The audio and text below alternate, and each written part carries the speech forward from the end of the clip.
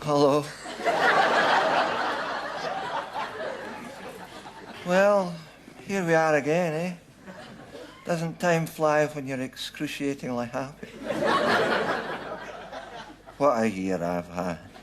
Honestly, what's his name? God.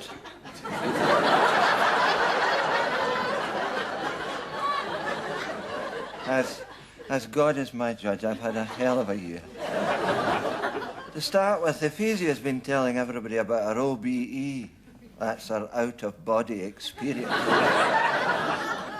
Only she'd had the sense not to go back in.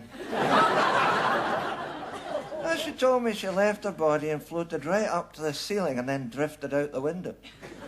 God, if only I'd been awake at the time, I could have nailed the window shut.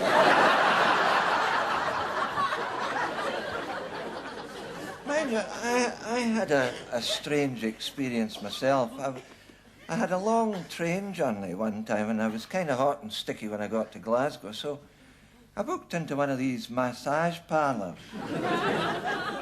And this gorgeous young lady rubbed me all over with baby oil and gave me a lovely massage. But then she leaned right over me and she whispered, "Would you like super sex?"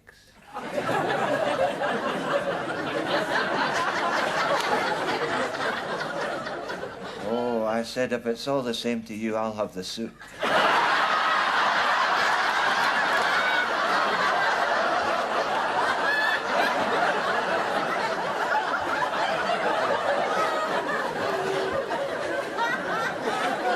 But the lowest point of this year was a wedding I had to do in September. I'm pretty sure it was a shotgun wedding, because, well, the bride looked as if she was hiding the ammunition up her juke.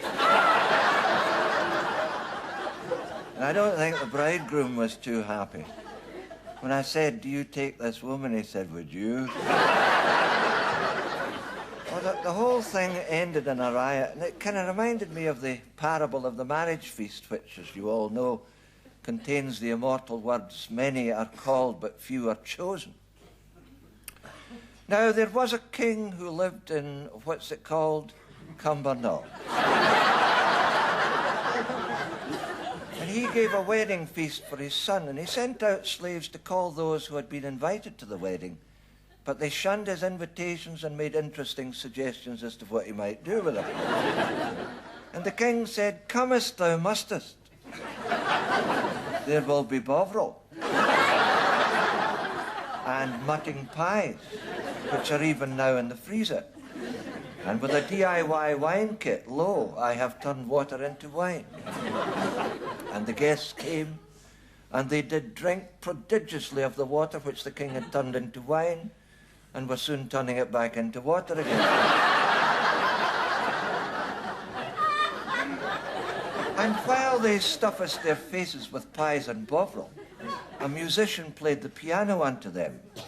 But lo, some of the pies had not been defrosted, and there was wailing and much gnashing of teeth. And one of the guests rose up in anger and threw his pie at the man who was playing the piano.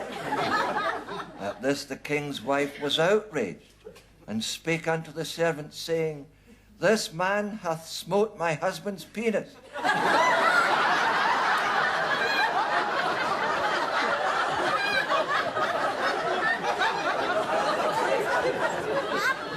The blame is thine, for thou heated not the pies, which is why many were called and two were frozen.